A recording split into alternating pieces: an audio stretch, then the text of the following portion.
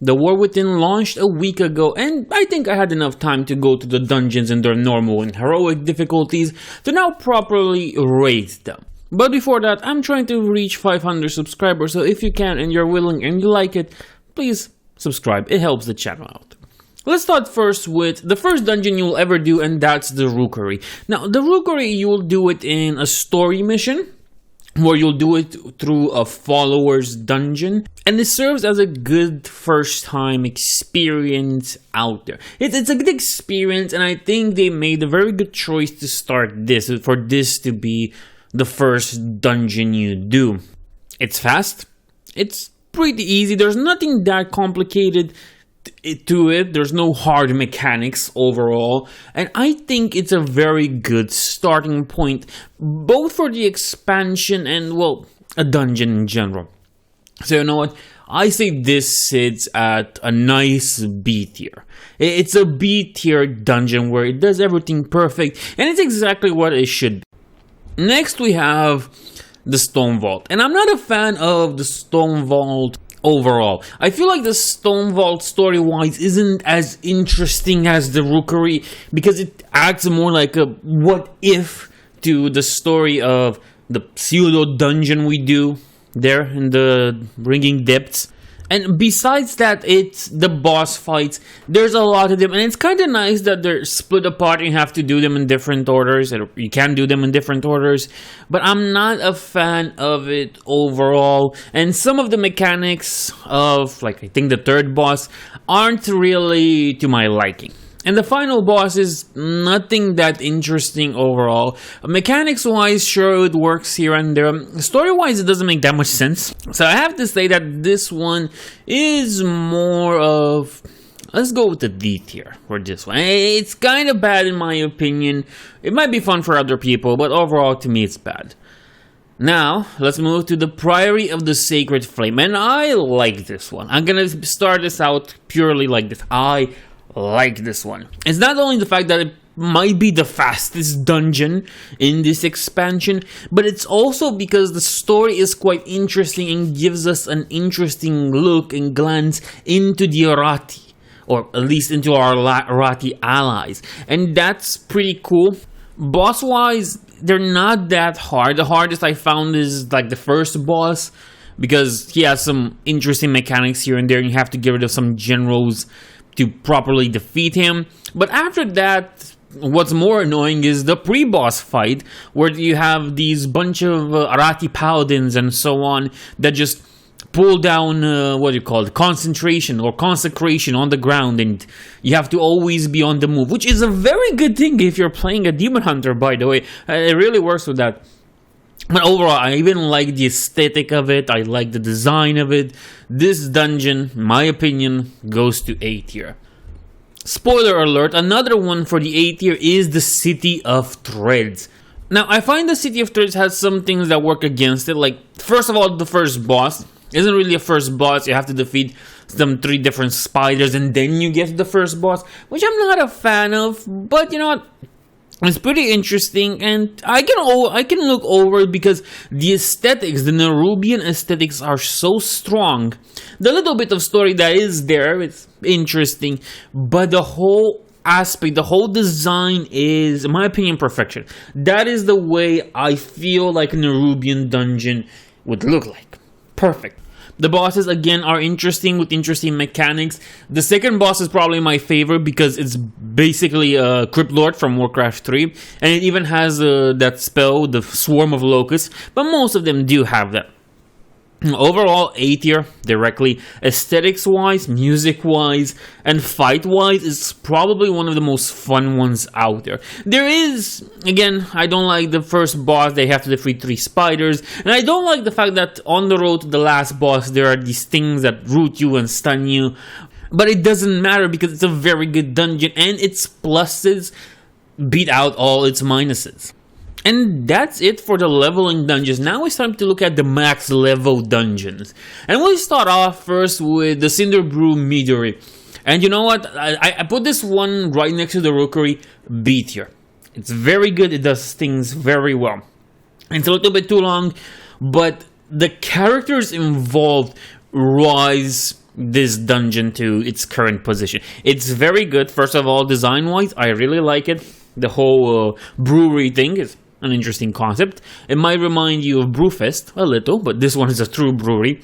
I find the bosses to be extremely fun. All of them. That's the surprising part. All of them. There's nothing that I dislike, but I don't feel like it's as strong or as good as it could be at the end of the day, to be honest. But still, it's a pretty good dungeon, and like the Rookery, it does some nice things overall. That makes it a good dungeon to play through. Next, let's move to the Dark Flame. I'm not a Dark Flame Cleft believer. I'm not a Dark Flame Cleft enjoyer, and I find the dungeon to be annoying. The first bosses are pretty interesting. I guess there's nothing to write home about. And if it was just that, it would probably be at the same level as the Rookery or Cinderbrew Meadery because it's decent enough of a start. The problem is that it brings in this interesting mechanic of the darkness. After you defeat the... what was it? The Candle King. You have to fight the darkness. This concept that all kobolds are afraid of. The darkness that comes and takes them into the night and so on. And it's interesting, but I find it to be a little bit way too annoying with the whole keep the candle light, move the candle, oh now you're in total darkness and 99% of what you do is worthless. But overall, besides that, it's a good design. Hey, it's interesting. You fight the darkness, that very thing that kobolds are scared of. And you don't fight the darkness in Hearthstone. Because you can't fight the darkness in Hearthstone. No, you fight it properly in World of Warcraft. And I think that's nice. I think that's interesting. I think that's something that's well deserved. And here's the thing. I want to be rude. I want to be mean to this dungeon. Because I would put it at D alongside, what was it, the Stone Vault. But I feel like it has way more potential, it's way more fun, it has interesting ideas that it would probably bump it up to a C level. And I find that kind of sad because both the Stone Vault and the Dark Flame Cleft happen in the Ringing Depths, and both of those dungeons don't really feel as nice as the ones in the Isle of Dorn. And I find that's really a shame. Next, let's move on to the Dawnbreaker. This happens again in the Hollow Falls, and it suffers some interesting problems. Overall, I kind of like it. I like the whole Arati aspect to it. But I don't feel it is as good or as interesting as the Priory of the Sacred Flame. Now, it uses the flying mechanics into it. You have to fly at certain points to not get destroyed or follow a mob or else get killed, which is interesting, but I was not a fan of that when it was implemented in Dragonflight, and I'm not a fan of this either. Now, there are strong points to this and interesting aspects, and I would really recommend you play this one. This one might be one of my favorites just when I'm bored. But overall, I feel like the whole flying thing takes it down a notch. It's not as good as I think it should be overall, but I think it has strengths and points of interest here. The last boss is annoying because you have to follow it and you don't have to reach the destination before him or else you get killed. That sucks. But still, I can give it another B. I can put it alongside the Rookery and the Meadery because I feel like there's potential there and it's pretty nice overall. It certainly brings something new to the list of dungeons we already have. And finally, let's go to Arakara, City of Echoes. Now this one is interesting. It really gets you into the city, and I like that. It manages to bring that City of Echoes feel. It manages to bring that Nerubian feel out there, much in the same way the City of Threads dungeon makes it. And that's a huge, gigantic plus, of course, because it has all the strengths of the City of Threads, but it comes with one huge downfall. Remember how I had a problem with the City of Threads with the first boss? Well, in Arakara, the second boss, you have to just find these random echoes and spies of the queen and so on. And I'm not a fan of those.